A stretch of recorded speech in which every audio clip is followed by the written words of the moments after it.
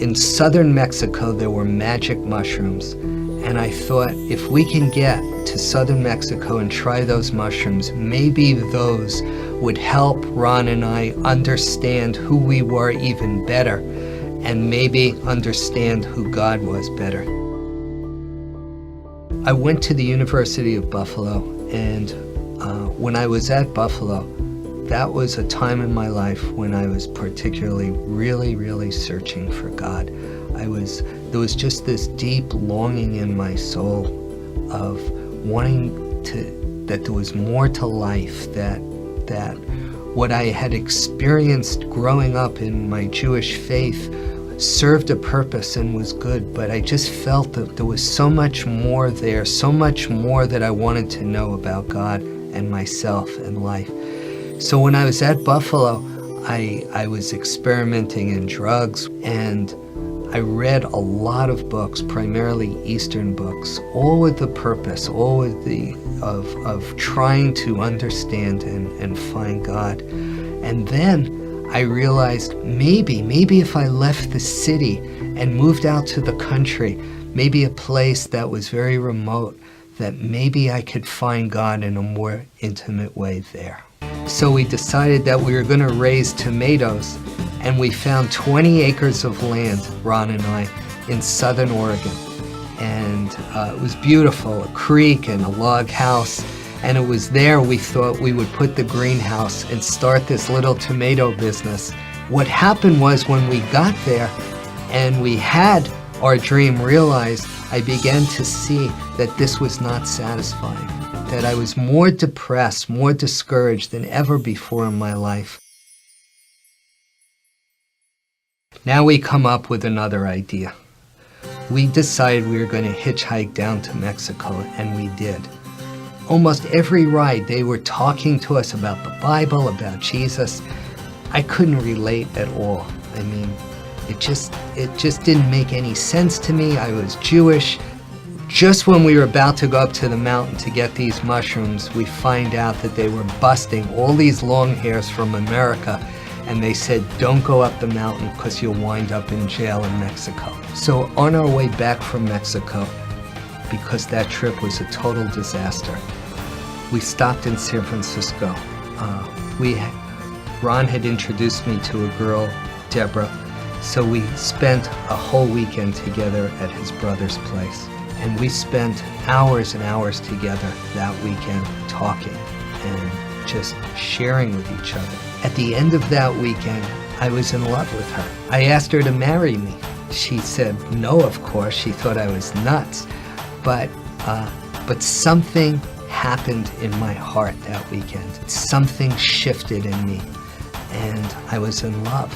And I had never experienced this incredible feeling before. I wanted to give something back to God. I didn't know how, but someone had given me a Bible several months earlier, and I thought, all right, I'm going to read the Bible. And of course, I was familiar with the Old Testament, and I started reading the Old Testament. And in college, I couldn't relate, but now the Bible was coming alive. Anything that I read, Genesis, Exodus, Psalms, anything, it just was so meaningful to me, and I just felt so close to God. And then I get to the New Testament. Now, being raised Jewish, I knew nothing about the New Testament or Jesus. Some of the things he said really disturbed me. He said, I am the way, the truth, and the life, and no man can come to the Father but through me. And I said, how could this be? And he said, the Father and I are one. And I said, but there's only one God. Jesus may be a great man, but... And I was so confused. I wasn't sharing this with anyone. Ron and I had a close relationship, but I just felt that I couldn't talk to him about these particular things. And then one night, I was standing under the stars near our little cabin, and I said, God, if you and Jesus are the same, you got to show me that this is the right thing to do, because I was really scared. Something happened in my heart that night. The next morning, I shared with Ron what had happened that night before, and he had tears in his eyes, and he said, when we were hitchhiking down to Mexico and we were getting picked up, I started reading the Bible. And I started also to talk to God, and I also believed in Jesus. But I didn't share this with you, Mike, because I was afraid. And here we are, that next day, just embracing each other and crying and sharing with each other how God had met us and how we both asked Jesus to come into our life. And we couldn't believe it. We went to this church. It was life-changing for us. But I was still asking God to show me that this was the right decision. Well, the pastor from that church, he was retired. He was in his early 70s. He came out to our cabin one day to see me.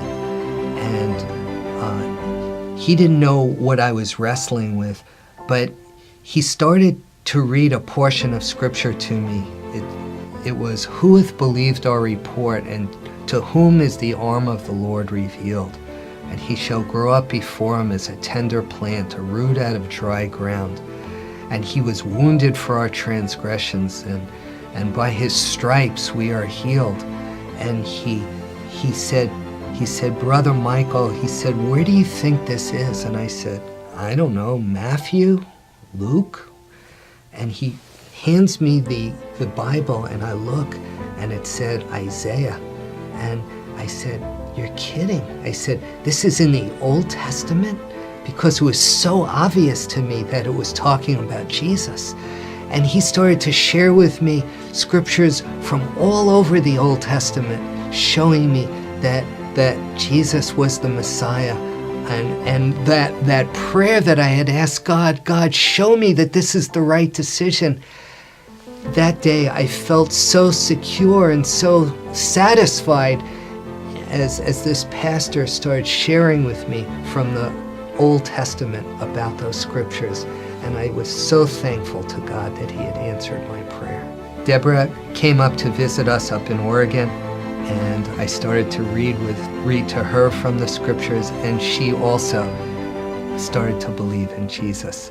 And a few months later, we got married. She's still my best friend to this day. We have an amazing, amazing marriage. My friend Ron, instead of the tomatoes, we decided to start a little business together, so we started a light bulb business. And I guess I took the Lord literally when he said, "Be lights of the world," and we went into the lighting business. And that little tiny seed has grown into one of the largest lighting companies in the United States. And when we went back to share with our family, my mom and my dad and my brother have also come to believe in Jesus, and that is tremendous. I know that Christianity, I know that believing in Jesus is the Messiah that was prophesied long time ago. I just would encourage you and challenge you like I did to search and ask and read the scriptures for yourself, with just asking God with an open heart and an open mind, could Jesus really be the Messiah?